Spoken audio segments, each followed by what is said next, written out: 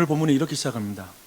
그때 세례 요한이 이르러 유대 광야에서 전파하여 말하되 회개하라 천국이 가까이 왔느니라. 사복음서 모두 세례 요한의 소개로 예수님의 사역을 소개하고 있습니다. 독특하죠? 근데 우리는 누가복음 1장에서 세례 요한의 탄생과 예수 그리스도의 탄생이 왜 연결이 되는지를 살펴보았습니다. 모두 기억은 안 나더라도 그것이 연결된 걸 살폈다는 건 기억이 남으실 것입니다. 그때 누가는 세례 요한이 누구인지를 소개하고 있죠. 특별히 구약의 마지막 책인 말라기서의 마지막 구절에서 예언하고 있는 그 사람이 바로 세례 요한이다 라고 말하고 있습니다. 세례 요한은 아버지의 마음을 자녀에게로 돌이키고 자녀들의 마음을 아버지께로 돌이키게 하는 일, 곧 하나님 아버지와 그리고 죄인인 우리를 화목시키는 일을 행하시는 선지자 엘리야로 오실 것이다 라고 이렇게 세례 요한을 예언하고 있습니다. 바로 그 선지자 엘리야가 바로 세례 요한인 것이죠. 특별히 오늘 마태를 보니까요, 의도적으로 그가 낙타토록과 그리고 가죽띠를 맸다라는 것으로 엘리야와 연결시켜요. 왕상 열왕기상에 보면 이 엘리야를 어떻게 묘사하냐면 털이 많은 사람이다, 그리고 가죽으로 허리띠를 맸다라고 말하고 있거든요. 그래서 마태복음도 이 세례 요한을 엘리야와 연결시켜서 설명하고 있습니다. 왜 엘리야일까 싶을 때 이 엘리야가 구약의 모든 선지자의 상징적인 인물이에요. 대표적인 인물이에요. 그래서 세례 요한은 구약의 대표적인 인물인데, 구약의 예언의 대표인데, 그가 예수님이 태어나는 과정을 준비하는 종으로 있다라는 걸 성경은 우리에게 설명해 주고 있는 것입니다. 그런데 이제 세례 요한은 예수님의 공적인 사역도 예비합니다. 마태도 구약의 한 예언 말씀을 이제 이용하기 시작해요. 그것은 예수님이 오시기 전에 700여 년 전에 이사야를 통해 주어졌던 예언의 말씀을 인용하고 있습니다. 그 말씀 보면 이래요. 이사야서 40장 3절 말씀인데요, 외치는 자의 소리여 이르되 너희는 광야에서 여호와의 길을 예비하라, 사막에서 우리 하나님의 대로를 평탄케 하라 라는 말씀입니다. 이것은 사실 이 말씀을 인용하는 것은 유대 사회에서 사람에게 인용하는 건 불가능한 인용이었어요. 왜 그러냐면 마태는 이사야서 맥락에서는 여호와 하나님이라는 그 위치에 예수 그리스도를 주라고 고백하고 있거든요. 즉 인간의 육체를 임신 예수 그리스도를 여호와가 오실 때 예비하는 것으로서 그걸 인용하고 있는 거예요. 즉 예수님께 신성을 부여하는 것입니다. 예수님이 하나님이시라고 지금 마태는 고백하고 있는 것입니다. 근데 이제 그 광야에서 주님의 길을 예비하는 세례 요한은 이제 이렇게 외칩니다. 회개하라 천국이 가까이 왔느니라. 회개하라 천국이 가까이 왔느니라. 회개하라 천국이 가까이 왔느니라. 상상해 보십시오. 정말 황량한 광야에서 아무것도 없는 데서 천국을 예언하는 모습을 상상해 보십시오. 천국 같은 곳에서 천국을 말하면 그럴듯한데 아무것도 없는 광야에서 천국을 예비하라고 외치고 있습니다. 그런데 천국이 가까이 왔는데 왜 회개를 해라고 하는지 그 이유를 우리가 좀 더 살펴볼 필요가 있습니다. 그렇죠? 뭔가 지금 회개와 천국과 관련이 있다라는 것입니다. 마태는 그것을 다행히 설명해 주고 있어요. 이사야 40장의 말씀을 우리가 좀 볼 필요가 있습니다. 함께 이사야서로 가시게요.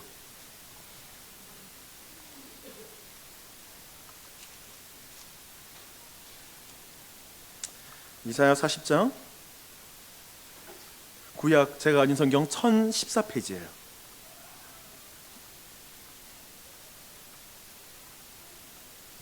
먼저 1절부터 2절까지 읽겠습니다. 시작. 너희의 하나님 내 백성을 위로하라. 너희는 예루살렘의 마음에 닿도록 말하며 그것에 외쳐라. 이 노역의 때가 끝났고 그 죄악이 사함을 받았느니라. 그의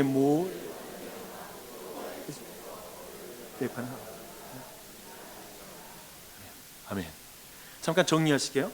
지금 이사야는 지금 범죄한 이스라엘이 노역이 마치는 날이 올 것이다. 즉 죄값을 다 치르는 날이 올 것이다. 그 위로의 날이 올 것이라고 지금 말씀을 하고 있습니다. 인간에게 참된 위로는 죄값을 치르는 것입니다. 인간에게 참된 위로는 이제 모든 죄의 노예 상태에서 해방되는 것입니다. 성경은 그렇게 말하고 있습니다. 여러분에게 어떤 게 위로가 될지 모르겠지만 성경은 그렇게 말하고 있습니다. 근데 인간에게 참된 위로가 되는 그날, 그 죄값이 온전히 치러지는 날은 언제일까요? 그 내용이 3절과 4절에서 답하고 있어요.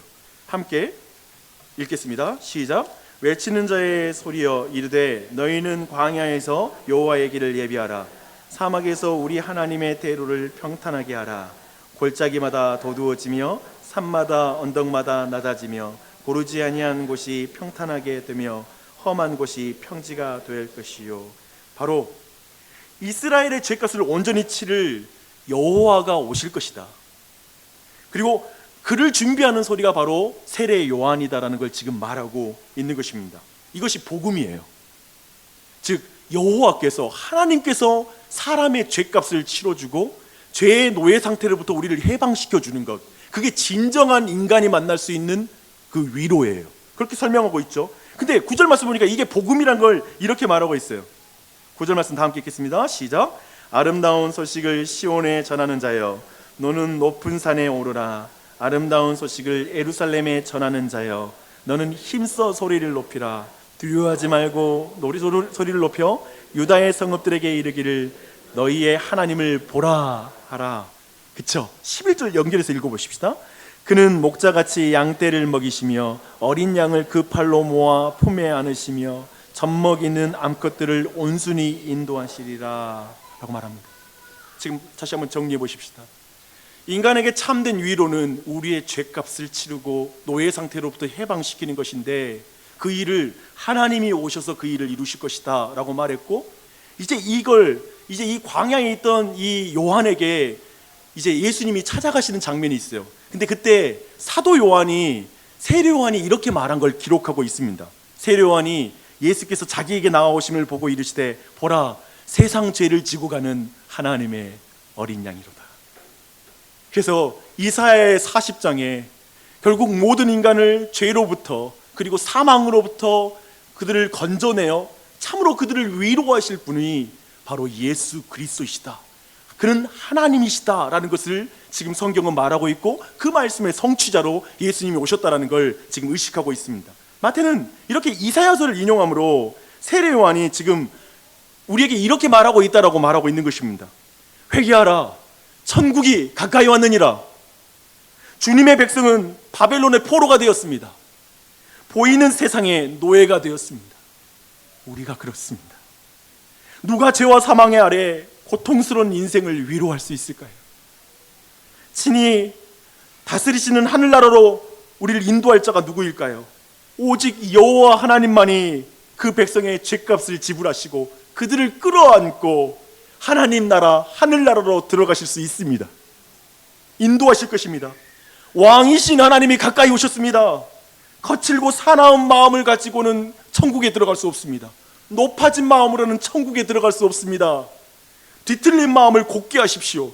회개하십시오. 천국이 가까이 왔습니다. 당신의 마음을 평탄케 하고 이제 참된 왕을 맞을 준비를 하십시오. 지금 이 말을 이사야의 전체 맥락에서 우리에게 말해주고 있습니다. 회개하라, 천국이 가까이 왔느니라는 그 말 안에 이런 많은 의미가 담겨 있습니다. 지금 마태는 이 회개하라, 천국이 가까이 왔느니라 라는 이 외침에서 이사야서의 예언이 성취된 걸 보고 있는 거예요. 그 700년 전에 주어졌던 예언이 성취되었다라는 걸 믿으며 이 고백을 지금 하고 있는 것입니다. 주 안에서 사랑하는 여러분, 우리는 구원의 말씀, 특별히 구약의 말씀을 보면서도 그 말씀이 신약에서 어떻게 성취됐는지를 계속 지난 2년 동안 살펴왔습니다. 근데 이제 최근에 신약에 들어왔잖아요. 여러분은 신약을 보는 내내 구약을 인용하는 걸 여러분 보게 될 거예요. 우리는 신약이 단순히 하나의 단줄의 짧은 구절일지라도 구약의 배경을 통하여 풍성하고 정확하게 해석된다는 걸 경험하게 될 것입니다. 왜 마태는 세례 요한의 이 단순한 한마디를 이사야의 예언과 연결시켜서 말하고 있는 것일까요? 이렇게 우리에게 말하고 있습니다. 예수님은 그저 맥락 없이 오신 분이 아니다. 예수님은 그저 고대 근동에 나타난 종교 천재가 아니다. 예수 그리스도는 그저 인류 역사의 가장 위대한 종교 사기꾼에 지나지 않는다, 그런 식의 말을 하는 게 아닙니다. 그분은 최초의 인간인 아담과 하와가 번제한 순간부터 인류가 가지고 있었던 수건, 인류의 모든 수건은 뭐였냐면 위로였어요. 위로받고 싶다. 위로받고 싶다. 죽음과 모든 병과 모든 죄의 노예로부터 나를 위로해 줄 자가 누구지라는 걸 모든 사람은 그걸 풀고 싶었어요. 그런데 그 일을 위해 해결할 분으로 오신 예수님을 우리에게 알려주고자 하는 것입니다. 마태는 죄와 사망으로부터 벗어날 수 없는 인생에게 진정한 위로를 주기 위해 인류의 전 역사를 주님이 보시고 예수 그리스도가 지금 오셨다라고 우리에게 말해주고 있는 것입니다. 예수님만이 우리의 모든 죄값을 지불하시고 우리에게 진정한 위로를 주실 수 있는 분인 줄 믿습니다. 아멘이죠. 아멘이죠. 회개하라, 천국이 가까이 오라, 가까이 왔느니라. 이 말씀은, 이 세례요한의 이 사역은 놀랍게 성취됩니다. 예루살렘과 온 유대와 요단강 사방에서 다 그에게 나와왔다고 성경은 말하고 있습니다. 그리고 자기들의 죄를 자복하고요, 그리고 세례를 받았다고 이제 그 반응을 설명하고 있습니다. 놀랍죠? 하나님의 말씀에 그 가운데 긍정적으로 반응하며 나오는 자들이 있었다라는 거예요. 근데 여기에서 참으로 죄로 말미암아 황량했던 광야와 같았던 심령들이 겸손한 마음이 되어서 자신의 죄를 자백하기 시작했다는 걸 우리는 주목할 필요가 있습니다. 회개란 높아진 마음이 낮아지는 것입니다. 어쩌면 우리 모두는 하나님처럼 스스로 왕이라고 생각하며 그냥 나만 믿고 살아, 그냥 나 혼자지 뭐 라는 생각이 높아진 마음으로 살았을 수 있죠. 그 모든 높아진 마음이 낮춰지는 것, 그게 회개예요. 구부러지고 뒤틀린 마음이 바르게 되는 것, 하나님을 생각하면 마음이 꼬불꼬불 뒤틀려서 그 하나님에 대한 반감과 뭔가 내 마음에 뒤틀린 마음을 가지고 있던 자가 마음이 곧게 되는 것이 바로 회개입니다. 거칠고 무례한 마음, 하나님을 향하여 거칠고 무례했던 그 마음들이 온순하게 되는 것, 그게 바로 회개입니다. 네, 바로 그 마음으로 모든 죄값을 치르시고 그리고 우리 안에 진정한 위로를 주게 오시는 그 하나님을 온전히 맞을 수 있다고 말합니다. 그 겸손한 마음으로 맞을 수 있어요. 참으로 세례 요한의 메시지를 통해 자녀들의 마음이 아버지에게로 돌아가고 있는 것을 우리는 볼 수 있습니다. 그렇죠? 말라기의 예언이 성취되고 있죠. 그런데 여기서 우리는 회개에 대해서 좀 더 깊이 볼 필요가 있습니다. 보시죠. 말씀도 회개하라, 천국이 가까이 왔느니라. 그러니까 지금 회개의 문제는 천국에 들어가는 문제와 관련이 있는 거예요. 성경 그렇게 설명하고 있어요. 사람들은 자신들의 죄들을 고백하며 세례를 받았습니다. 근데 죄를 고백하는 것과 세례가 분명 천국에 들어가는 것과 분명히 관계가 있는 거예요. 죄를 고백하는 것과 세례와도 관련이 있어요. 죄 고백하지 않고 세례를 못 받아요. 그렇죠? 분명한 관련이 있어요. 근데 죄를 고백한다는 의미는 뭐냐면 제가 죄인입니다. 네, 인정합니다 라고 말하는 것입니다. 최근에 우리는 사무엘하 통독을 하고 있어요. 사무엘하 11장에 보면 다윗은 충성된 신하 우리아의 아내인 밧세바를 취하게 됩니다. 그리고 그가 임신을 하자 그것을 어떻게든 은폐해 보려고 남편 우리아를 불러들이고 결국 그 남편을 죽이고 그 여자를 아내로 취합니다. 우리가 아는 성경의 가장 위대한 인물이라고 말하는 그 다윗의 또 인생의 한 어두운 면이 그렇습니다. 그리고 아이가 태어나죠. 아주 긴 시간 그는 회개의 기회를 충분히 하나님이 주셨음에도 불구하고 회개를 하지 않아요. 그리고 아이가 이제 태어나자 이제 하나님이 나단 선지자를 보내주십니다. 그때 나단 선지자는 가난한 한 사람이 암양 새끼 한 마리를 너무나 아끼고 있었는데 부자가 그 암양 새끼를 빼앗아서 손님에게 대접했다고 말합니다. 그 말을 하고자 다윗이 성이 나서 이렇게 외칩니다. 그 자를 반드시 죽여야 된다. 그러니까 이것은 사형이다, 죽을 죄이다 라고 이렇게 말합니다. 사실 그는 알지 못하죠. 그 부자가 자신이라는 걸, 자신을 염두에 두고 그 말을 했다는 걸 알지 못하고 이 사형이라는 언도를 내린대요. 그것은 쉽게 말해서 자기 스스로의 죄가, 자신의 죄가 사형죄에 속하는 죄라는 걸 자신의 입으로 인정한 꼴이었습니다. 그때 나단이 이렇게 말하죠. 당신이 그 사람이다. 당신이 그 사람이다. 이 말이 절대로 어쩌면 굳어질 대로 굳어진 다윗의 마음, 그 껍질에 가득 차있던 그 마음을, 그 껍질을 깨뜨려요. 굽어질 대로 굽어져서 요리조리 피하며 핑계하고 합리화시켰던 모든 그 마음들을 다 깨뜨려요. 어쩌면 영적인 가면이란 것, 우리가 가면을 쉽게 벗잖아요. 왜냐하면 내 살과 안 붙어 있으니까. 근데 어쩌면 다윗에게 있어서 영적인 가면은 이미 자신의 살과 붙어 있어서 지금 자신이라고 착각할 정도로 붙어 있기에 도저히 뗄 수 없었던 영적 가면이 이 한마디, 당신이 그 부자다 라는 그 말씀을 통해 그 가면이 벗겨집니다. 그는 왕으로 어떤 핑계도 되지 않아요. 왕으로서 어떤 누구의 탓하지도 않아요. 그냥 밤에 왕궁에 나갔는데 그 여자가 목욕하고 있어서 내가 거기에 쏠렸습니다. 마음이 갔습니다. 그 여자가 문제입니다 라고 말하지 않아요. 그 모든 거 안에 철저히 합리화하지 않고 자신의 죄를 인정해요. 여기에 보면 자신의 죄를 자복했다고 말하는데 영어 성경으로 말하면 their sins래요. 그래서 원어로 보면 죄들이에요. 무슨 말이냐면 그저 이런 식으로 기도하지 않은 거예요. 주님, 뭐 인간은 다 죄인이죠. 용서해 주세요. 다 똑같은 죄인이잖아요. 이런 식으로 그런 죄를 말하는 게 아니에요. 자신이 이런 죄를 범했다라고 구체적으로 하나님께 회개의 기도를 드리는 거예요. 하나하나. 그들은 진실한 죄의식도 없이 말로만 하는 의례적인 회개를 하는 게 아니에요. 진정으로 우리가 지은 죄를 다 아실 텐데 구체적으로 자신의 죄를 알아보는 게 무슨 의미가 있겠어요? 라는 식으로 말하며 우리의 그냥 대강 하나님 잘못했어요, 용서해 주세요, 아멘 하고 가는 식의 기도가 아니에요.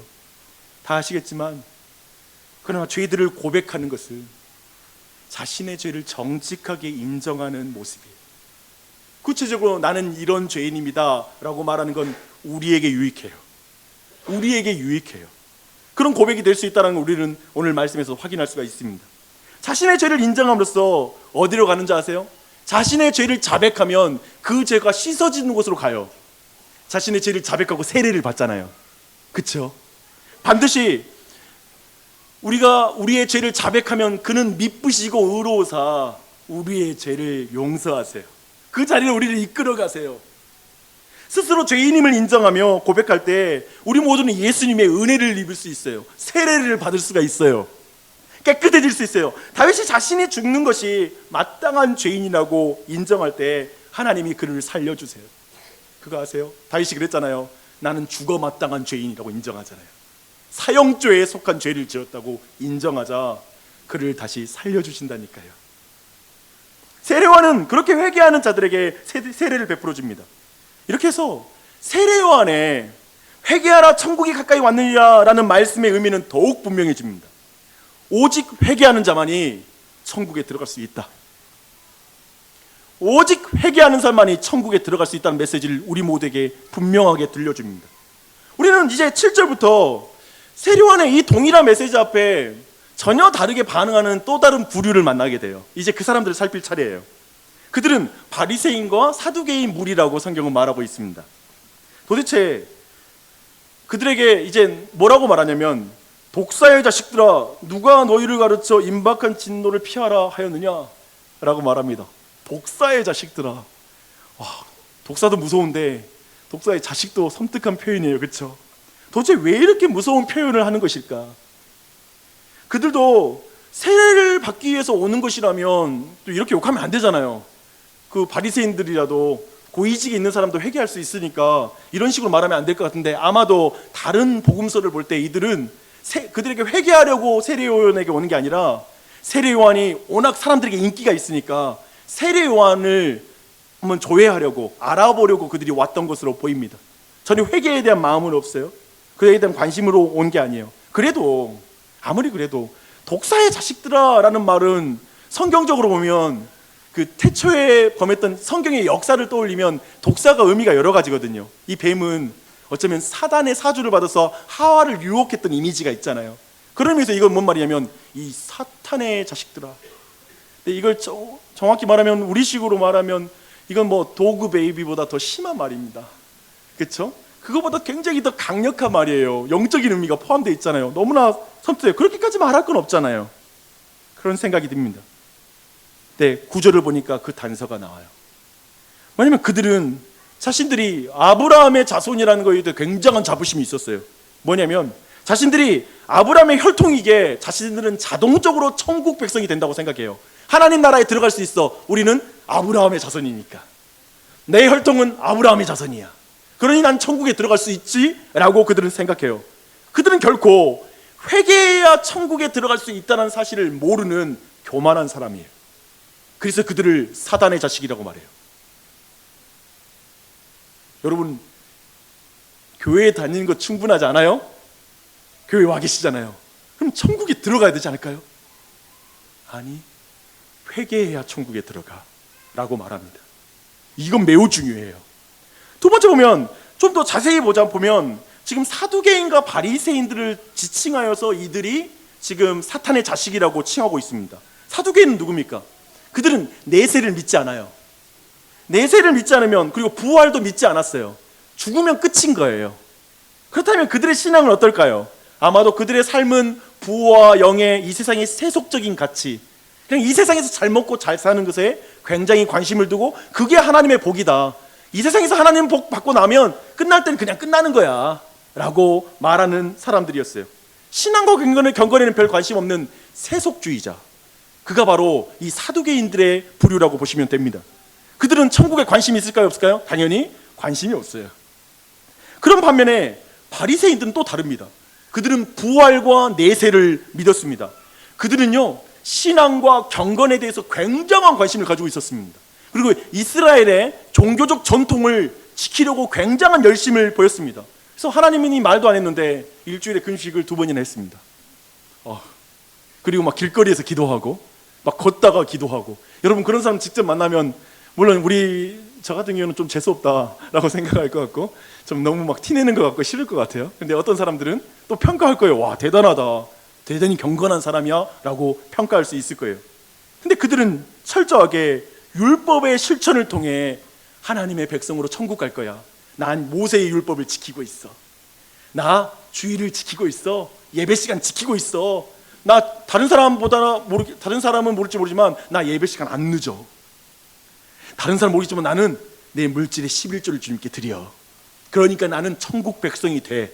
분명히 될 거야. 그들은 자신의 의로운 행위를 통해 천국에 들어갈 수 있다고 생각하는 그런 부류의 종교적인 사람들입니다. 여러분, 둘 중에 누가 천국에 가까운 사람입니까? 우리가 볼 때 바리새인들이 좀 더 천국에 가까운 거 아니에요? 저 종교적인 사람이잖아요. 그러면 천국에 가까울 것 같아요. 물질주의자보다 영적인 사람이 좀 천국에 가깝잖아요. 그리고 세속주의자보다 그래도 종교적인 사람이 더 천국에 가까울 거라고 생각합니다. 근데 세례 요한은 둘 모두에게 독사의 자식들이라고 말합니다. 둘 다 멀다. 당대에 사실 이 두 부류의 가치관은 많은 사람에게 영향을 줬어요.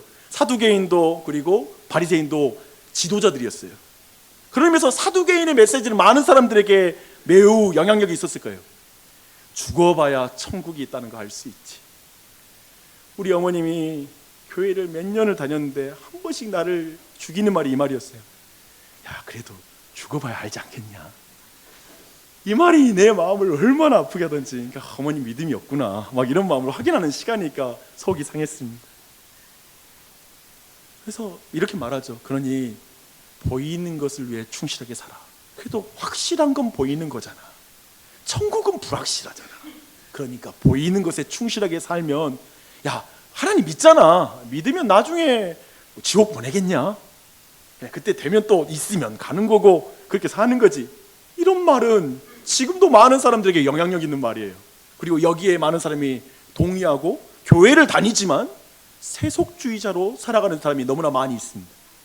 그런 반면에 바리새인의 말도 굉장한 영향력을 주죠. 이런 말이에요. 우리가 하는 만큼 하나님이 금세와 내세에 복 주시는 거야. 그러니까 너가 어떻게 순종하느냐, 열심히 사느냐가 너 인생의 어떤 질을 좌우하게 돼. 하나님의 은혜를 좀 받았으면 이제 너 그 은혜에 좀 갚으면서 살아야 되지 않겠어? 오직 믿음으로 구원 받았다고 그런 말 하지 마.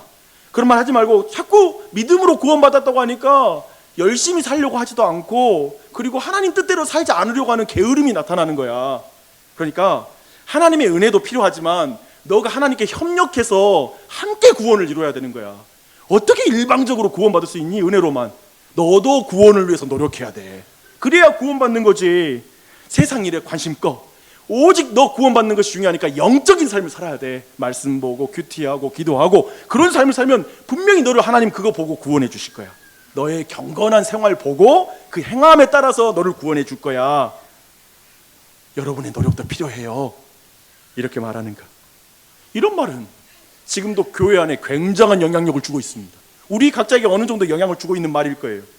놀랍게도 세례 요한은 이렇게 말하는 거예요. 회개하지 않으면 천국에 들어갈 수 없다. 회개하라, 천국이 가까이 왔느니라. 이 말은 뭡니까? 내 행위를 의지하지 말아라. 내 행위를 의지하는 종교인으로부터 벗어나지 않으면, 그리고 예수 그리스도의 행위를 의지하지 않으면 천국에 들어갈 자가 없다.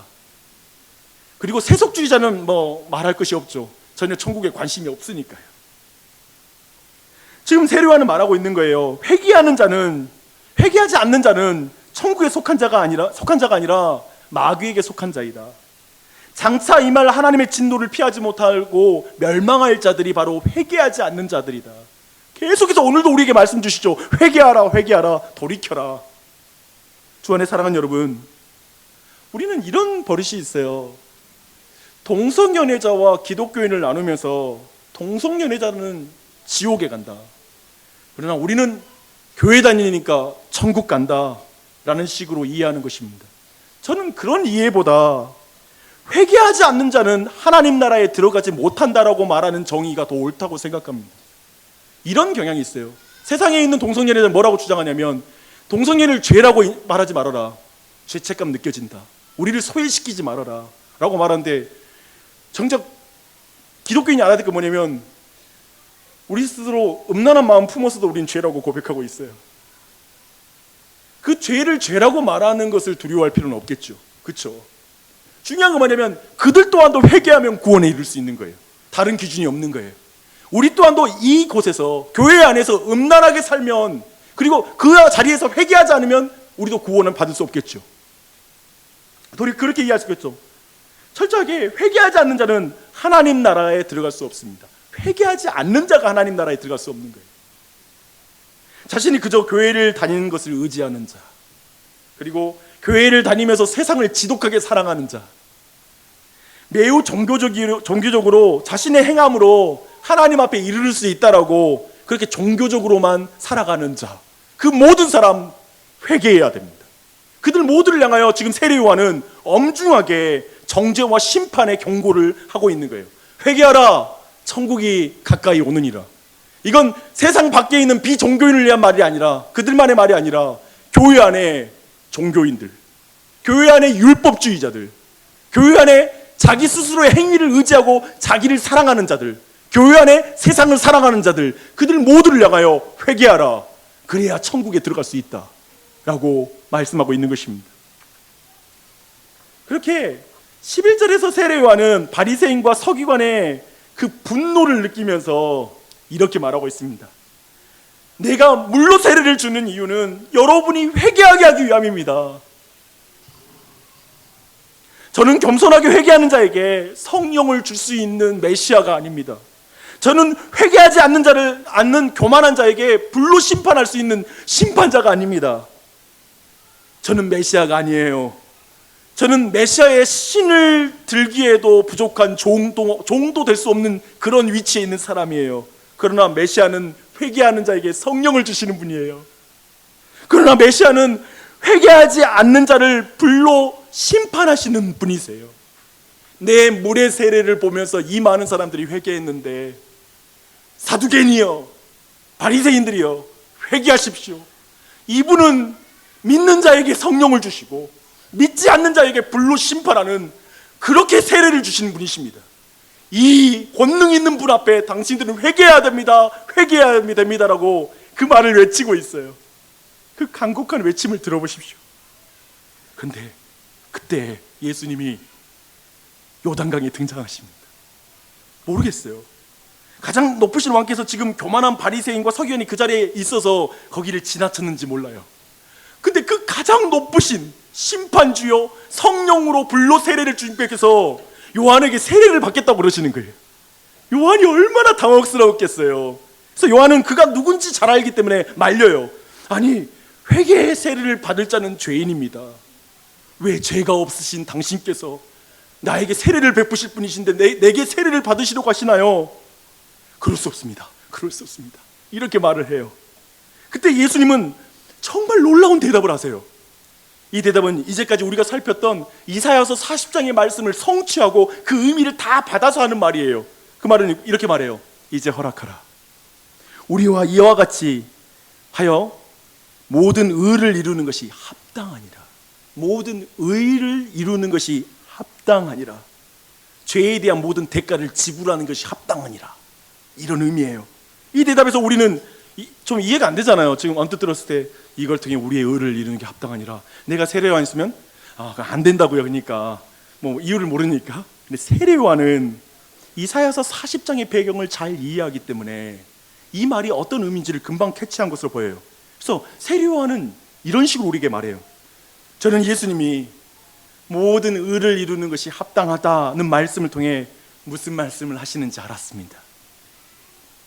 모든 이사야 예언처럼 예수님은 자기 백성의 모든 죄를 씻고 참으로 위로하는 분으로 이 땅에 오셨다고 제게 말씀하신 것입니다. 그는 그리스도이십니다. 의로움을 이루면 곧 죄의 문제를 해결하고 위로를 주신다라는 말씀입니다. 그분이 그 일을 이루게 오셨기에 이제 그 일을 위해 상징하는 것으로서 세례를 제가 베풀었습니다. 이렇게 지금 세례요한은 우리에게 증언하고 있는 것이죠. 저는 세례요한이 예수님이 십자가에 달려서 그 죽음을 통해서 그 백성의 보혈과 죽음으로부터 그들을 자유케 했다까지 할 것이라는 것까지 이해했다고 생각지 않아요. 나중에 보면 세례요한이 의심하는 장면이 있어요. 거기까지는 안 간 거예요. 하지만 이사야서 40장 말씀처럼 분명히 죄로부터 건져내고 그리고 어둠으로부터 건져내어 진정한 위로자가 되어주는 왕으로 오셨다고 하는 것까지 아는 거예요. 어떻게 할지는 그 방법은 몰라요. 하지만 예수 그리스도는 분명히 그 세례를 받으면서 그분은 알고 있었어요. 뭘 알고 있었을까요? 내가 너희의 죄값을 내 보혈로 치를 거야. 내가 너희의 주홍 같은 죄를 내 보혈로 깨끗하게 씻을 거야. 나의 죽음으로 너희의 죽음에 대한 정당한 값을 치를 거야. 아니, 내 죽음은 너의 죽음보다 훨씬 값진 죽음이지. 죄 없는 자의 죽음이니까 더 가치 있고 온전한 죽음으로 너의 죽음을 보상할 거야. 그래서 내가 참된 위로를 너에게 줄게. 내가 참으로 너를 위로하고 위로하리라. 참으로 예수님은 세례 요한에게 세례를 받으시며 분명하게 전하고 싶은 말씀이 있는 거예요. 예수님이 죄를 고백할 필요가 없으나 예수님은 그들의 죄를 지시기 위해 세례를 받기 위하여 그들과 하나가 됐다라는 거예요. 우리와 똑같이 세례받는 자리에 거하여서 똑같은 자리에서 죄를 씻음을 받는 그 모습으로 그 자리에 계시는 거예요. 그리고 죽음을 상징하는 물 속에 들어가세요. 같이 죽음 속에 들어가서 사흘 동안 죽음 가운데 계세요. 우리 세례할 때 침례할 때 사초 세고 건져야 될까요? 사흘 동안 죽음 안에 들어가세요. 물 속에 잠기세요. 그러므로 그의 죽음이 죄인의 죄를 담당하는 완전한 의인의 죽음이라는 것을 우리에게 드러내고 있습니다. 그분의 죽음은 백성의 죄의 짐을 지고 죽음으로써 하나님의 모든 의를 이루었다. 정당한 죄에 대한 심판을 예수님이 다 받으셨다는 걸 우리에게 알려주고 있습니다. 그것은 죄 없으신 예수님에게는 불의한 일이에요. 그렇잖아요. 죄 없는 분이 왜 그렇게 죽어야 돼요? 그건 불의하죠, 그분께는. 그러나 우리에겐 은혜라고 불러요. 내가 내 죄 때문에 내가 죽어야 되는데 그분이 대신 의롭게 죽으신 것, 그게 바로 의로움인 거예요. 그래서 말하는 거예요. 우리 죄를 자백하는 그는 미쁘시고 의로우사 우리 죄를 깨끗게 하신다 해서 미쁘시고 의로우사가 뜻이 뭐냐면 내가 죄를 대신 지어줬으니 나는 너의 죄를 다 용서해 줄 거야. 이 말씀의 뜻이에요. 의로우면 심판해야 되잖아요. 의로운 심판은 예수 그리스도께 쏟아질 것이죠. 이 일을 감당하신 예수님이 왜 성령님이 비둘기같이 임하세요? 저는 되게 위로가 있는 장면이에요. 그리고 하늘에서 한 음성이 있어요. 성부께서 이렇게 말씀하세요. 이는 내 사랑하는 아들이요 내 기뻐하는 자라. 뭘 말합니까?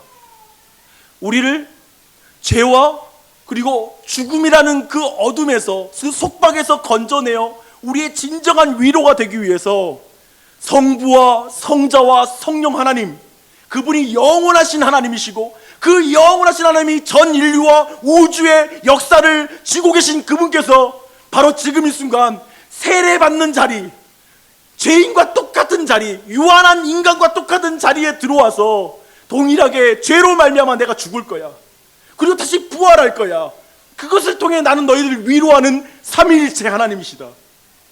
난 너희들을 위로할 것이다. 위로할 것이다. 나는 너희들을 위로하기 위해 내가 할 수 있는 모든 걸 했다 라는 선언인 것입니다.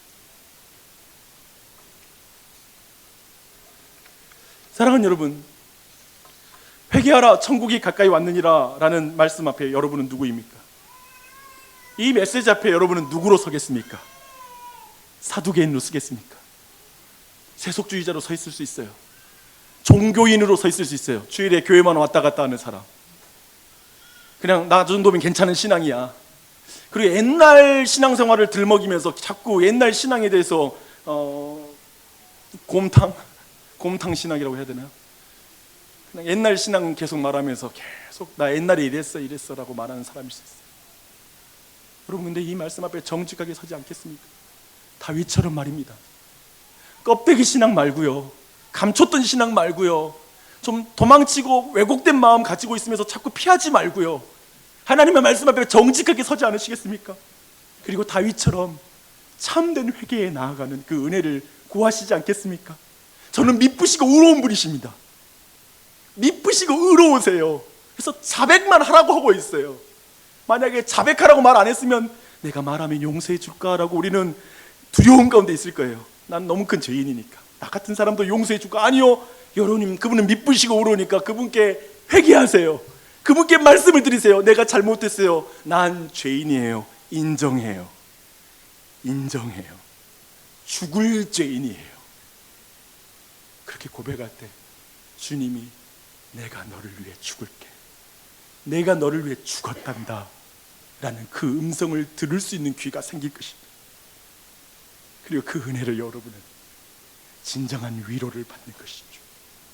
살아서나 죽어서나 우리의 유일하신 예수 그리스도만이 우리의 위로가 되신 그 은혜 말입니다. 그 은혜로 나아가는 모두가 되길 바랍니다.